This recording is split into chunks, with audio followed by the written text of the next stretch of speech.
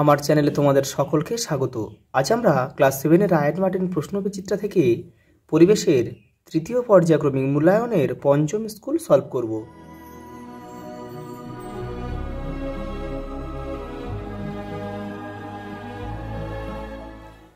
প্রথম প্রশ্ন দেখো, জ্বর হওয়া কোনো রোগীর শরীরের উষ্ণতা পাওয়া গেল 104 ডিগ্রি ফারেনহাইট সেলসিয়াস স্কেলে, ওই উষ্ণতার মান কত হবে? 40 ডিগ্রি সেলসিয়াস। Option C. লঘুতর মাধ্যম থেকে ঘনতর মাধ্যমে তির্যক প্রতিসরণের ক্ষেত্রে আপাতন কোণ আই এবং প্রতিসরণ কোণ আর এর সম্পর্কটি লেখো। এখানে এই আর কোণটা কিন্তু ছোট হবে, আই কোণটা বড় হবে। ভি বেগে গতিশীল কোনো কণা টি সময়ে এস দূরত্ব অতিক্রম করলে ভি টি এস এর মধ্যে সম্পর্কটি হলো অপশান বি।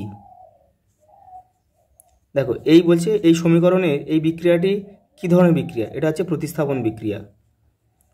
কোনো বস্তুর উপর 5 নিউটন বল প্রয়োগ করলে বস্তুটি বলের দিকে 8 মিটার সরে গেল, এক্ষেত্রে কৃতকার্যের পরিমাণ কত হবে? 40 জুল। সোডা ওয়াটারে থাকে কার্বনিক অ্যাসিড। পোড়াচুনের রাসায়নিক সংকেত হচ্ছে CaO। পলিথিনের সংকেত হচ্ছে C2H4। প্রদত্ত কোন পলিমারটি বায়োডিগ্রেডেবল? এটা হবে মাংসপেশির প্রোটিন, যেটা আর কি পচে যায়, আর কি পচে মাটি আবার মাটি হয়ে যায়। একটি মৌলের পরমাণু ক্রমাঙ্ক 11, ভর সংখ্যা 23। এই মৌলের কেন্দ্রে প্রোটন সংখ্যা কত? 11। দেখো পরেরটা শূন্যস্থান পূরণ করো। দেখো 0 ডিগ্রি সি সমান 32 ডিগ্রি ফারেনহাইট। জল ও বায়ুর মধ্যে লঘুতর মাধ্যম হলো বায়ু। কোনো বস্তুর প্রথম ও শেষ অবস্থান 1 হলে সরণ 0 হয়। পরেরটা দেখো, সীসার ল্যাটিন নাম হচ্ছে প্লাম্বাম। পাকস্থলীর রসের পিএইচ প্রায় 1, তাই বলা যায় সেটি যথেষ্ট আম্লিক প্রকৃতির। মন্দনকে ঋণাত্মক ত্বরণ বলা হয়।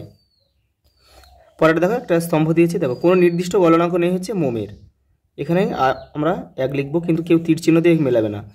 আলো গমন করে সরল রেখায়, এখানে রোমান হরফে 2 লিখব। দেখো, একটি ক্ষারের উদাহরণ হচ্ছে NaOH।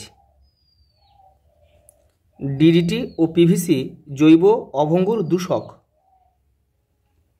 আর নাইলন হচ্ছে একটা কৃত্রিম পলিমার। দেখো চারটা কি দিয়েছে, দেখো প্রদত্ত বিক্রিয়াগুলিকে সমতা বিধান করো, মানে ব্যালেন্স করতে বলেছে। দেখো এই দেখো একটা দুটো দিয়েছে, এই যে আমি উপরে করে দিয়েছি, দেখে নাও। এই যে দেখো প্রথমেটা যে এখানে একটা 2 বসাও আর এখানে একটা 3 বসাও, দেখো অণুগুলো সব মিলে যাবে।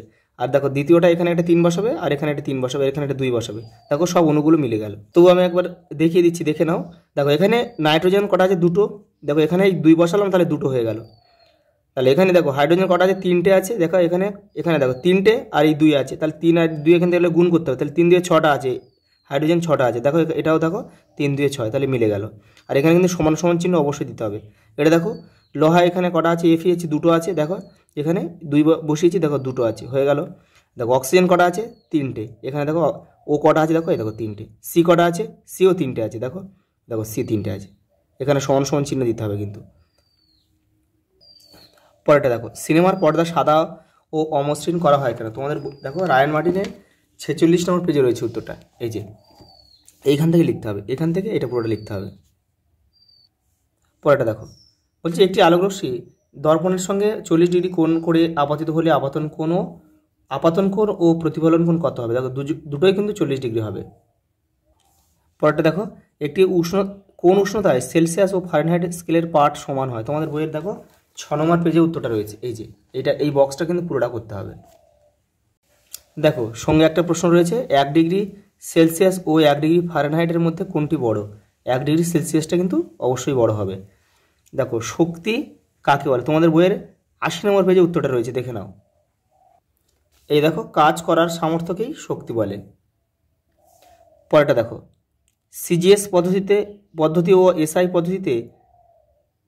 পদ্ধতিতে এর একক দুটি লেখো, মানে শক্তির একক। দেখো CGS পদ্ধতিতে শক্তির একক হচ্ছে আর্ক, আর SIতে শক্তির একক জুল।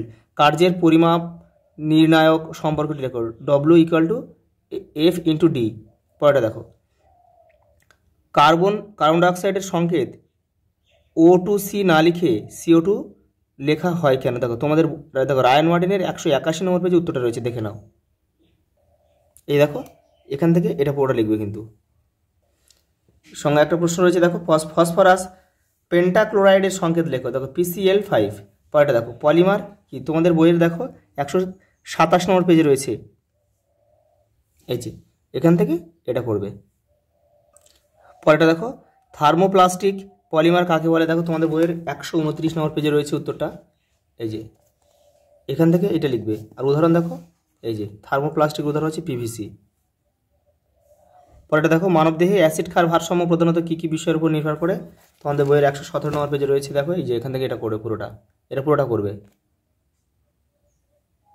দেখো সঙ্গে একটা প্রশ্ন দিয়েছে, রক্তে নুনের পরিমাণ বৃদ্ধি পেলে কি কি শারীরিক সমস্যা হতে পারে। দেখো 120 নম্বর পেজ দেখো, এই দেখো এখান থেকে লিখতে হবে, এবারেও কিন্তু লিখতে হবে, এই যে এই পর্যন্ত লিখতে হবে কিন্তু। দেখো লাইফ সায়েন্স প্রথম প্রশ্ন কী দিয়েছে, দেখো কোলাজেন প্রোটিন থাকে লিগামেন্টে। ভারতবর্ষে কটি বায়োডাইভার্সিটি হটস্পট আছে? 4টি। গ্যালাপাগোস দ্বীপপুঞ্জে বিখ্যাত প্রাণীটি হচ্ছে কচ্ছপ। শব্দের প্রাবল্য কমাতে সাহায্য করে এমন গাছ হলো ছাতিম। আর একটা আছে কি বলতো, বেল। একটি পরিণত ম্যানগ্রোভ উদ্ভিদ বছরে প্রতি 1 হেক্টর জমিতে সোডিয়াম ব্যবহার করে 32 কেজি। শ্বেতসার হজম হওয়ার পর যা উৎপন্ন হয় তা হলো গ্লুকোজ। পরেরটা দেখো সত্য মিথ্যা নির্বাচন করো। ভিটামিন বি কমপ্লেক্সের অভাবে স্মৃতিভ্রংশ হয়, এটা কিন্তু সত্য। দেখো পরেরটা কি দিয়েছে, দেখো জায়ান্ট পান্ডার প্রধান খাদ্য হলো ইউক্যালিপটাস গাছের পাতা, এটা মিথ্যা। এটা হবে কি, কোয়ালা ভাল্লুকের প্রধান খাদ্য হচ্ছে ইউক্যালিপটাস গাছের পাতা। পরেরটা দেখো প্রতি লিটার পানীয় জলে আর্সেনিকের সর্বোচ্চ মাত্রা হলো দেখো 0.05 মিলিগ্রাম। পরেরটা দেখো প্রসাধনী সামগ্রী, সুতিবস্ত্র ইত্যাদি রং করতে যে রাসায়নিক যৌগ ব্যবহার করা হয় তা হলো দেখো সিনথেটিক ডাই। পরেরটা দেখো দই তৈরি করতে ড্যাশ নামক ব্যাকটেরিয়া প্রয়োজন হয়, কি আছে দেখো ল্যাক্টোব্যাসিলাস। পরেরটা দেখো শরীরের কোনো কাটা জায়গা দিয়ে রক্ত জমাট বাঁধতে সাহায্য করে কোন খনিজ মৌল? ক্যালসিয়াম। বয়স ও উচ্চতার তুলনায় একজন ব্যক্তির যে ওজন হওয়া উচিত তার থেকে শতকরা কত বেশি হলে সেই ব্যক্তিকে স্থূল বলে ধরা হবে? দেখো BMI যদি দেখো 25 থেকে 30-এর বেশি হয়। হৃৎপিণ্ডের ও মস্তিষ্কের সক্রিয়তা বজায় রাখে কোন ভিটামিন? Vitamin E।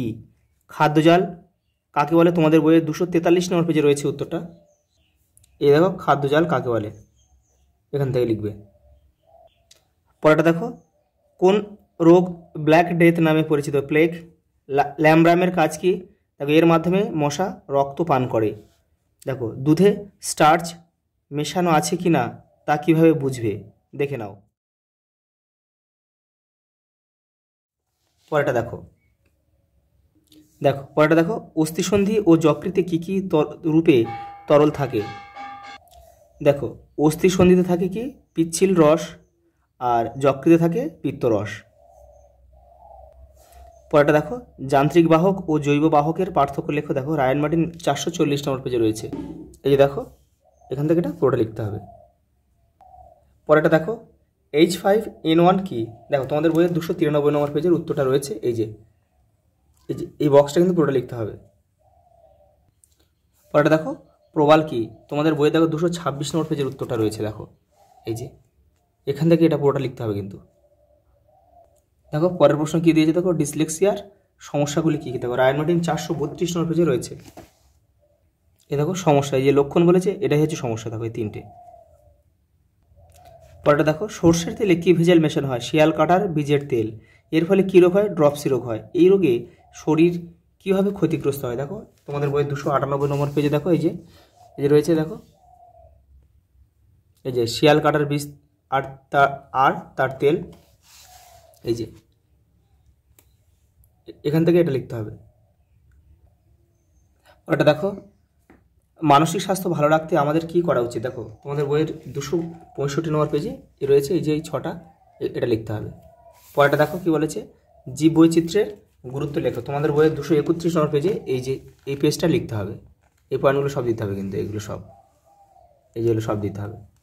দেখো লাস্টটা কী বলেছে, দেখো প্রদত্ত খাদ্যজালে 1, 2, 3কে চিহ্নিত করে খাদ্যজালটি সম্পূর্ণ করো। দেখো একে এখানে দেখো ঘাস রয়েছে, দেখো তাহলে ঘাস খাচ্ছে হরিণ, হরিণকে খাচ্ছে বাঘ, ঠিক আছে, এখানে হরিণ লিখতে হবে। আবার দেখো এখানে দেখো ঘাসকে খাচ্ছে কে, ফড়িং, ফড়িংকে খাচ্ছে ব্যাং, তাহলে এখানে ব্যাং লিখবো, আর ব্যাংকে খাচ্ছে সাপ। আবার দেখো সাপকে খাচ্ছে কে, দেখো সাপকে খাচ্ছে ঈগল। আবার এখানে দেখো ঘাস খাচ্ছে খরগোশ, খরগোশকে কে খাচ্ছে, ঈগল খাচ্ছে। তাহলে মিলে গেল। আচ্ছা এই পর্যন্ত, দেখা হবে পরের ভিডিওতে।